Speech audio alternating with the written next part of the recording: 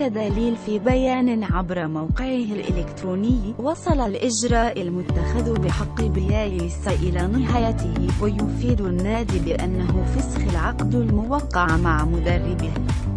وكان ليل أعلن في 22 نوفمبر إيقاف المدرب الأرجنتيني بشكل مؤقت، مؤكدا أنه قرر تعليق مهمة مارسيلو بيلسا كمدرب للفريق في إطار إجراء اتخذته النادي.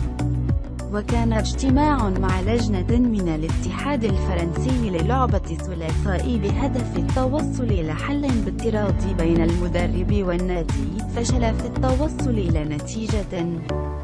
وجاء قرار الإيقاف بعد يومين من خسارة ثقيلة أمام أميانس الصاعد من الدرجة الثانية 0-3 في مباراة معادة، وكانت الخسارة السابعة له هذا الموسم قبل 3 انتصارات و3 تعادلات، فتراجع إلى المركز التاسع عشر قبل الأخير وله 12 نقطة.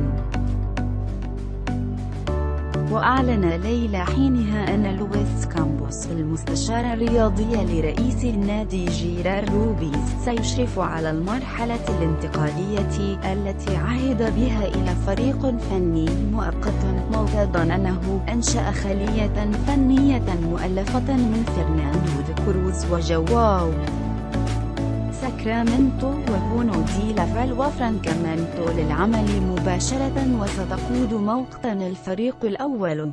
وأضاف ليلى 6 نقاط إلى رصيده في المباريات الأربع التي خاضها بقيادة الجهاز الفني الجديد، من فوزين وخسارتين في الدوري الفرنسي، وتقدم مرتبة ليصبح في المركز 18. وأعلن ليون في 19 فبراير أنه تعاقد مع بيلسا لموسمين على أن يبدأ عمله في الأول من يوليو 2017.